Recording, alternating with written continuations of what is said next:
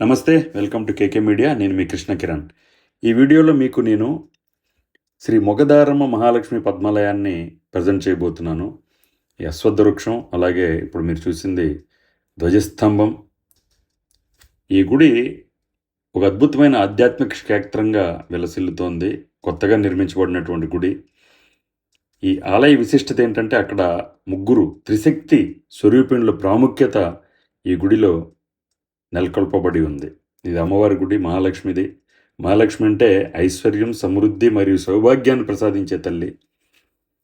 పద్మ రూపంలో ఉంటుంది మహాలక్ష్మి యొక్క గుడి. అలాగే ఇక్కడ ఇప్పుడు మీరు చూస్తున్నారు దుర్గాదేవి గుడి. రథం ఆకారంలో ఉంటుంది ఈ గుడి. దుర్గాదేవి అంటే శక్తికి ప్రతిరూపం. దుష్ట శిక్షణ మరియు భక్తుల రక్షణ కోసం వెలసినటువంటి తల్లి. ఆలయం చుట్టూ కూడా దశావతారాలు శిల్పకళ నైపుణ్యంతో దశావతారాలు చెక్కి దాని మీద ప్రతిష్ఠించడం జరిగింది.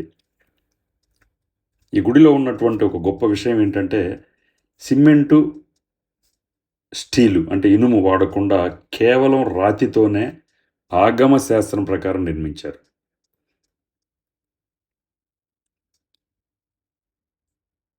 చాలా అద్భుతంగా కట్టారు ఈ గుడి. బీచ్ రోడ్లో ఆనుకొని ఉండటంతో సముద్రపు గాలుల మధ్య ఆధ్యాత్మిక అనుభూతిని కలిగిస్తుంది.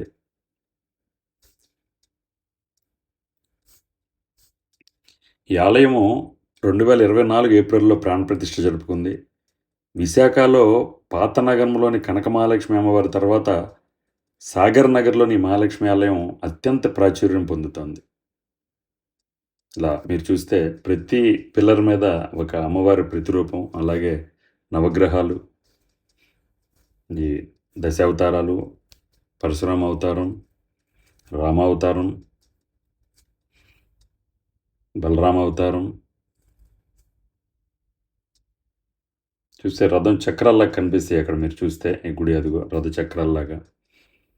ఇది కృష్ణావతారం, కల్కి అవతారం, అకాలుడు. ఇక్కడ సరస్వతీదేవిది.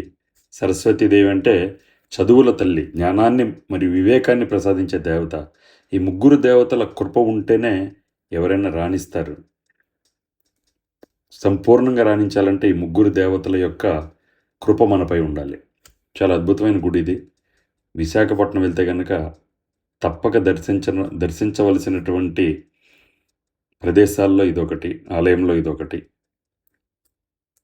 Thank you for watching.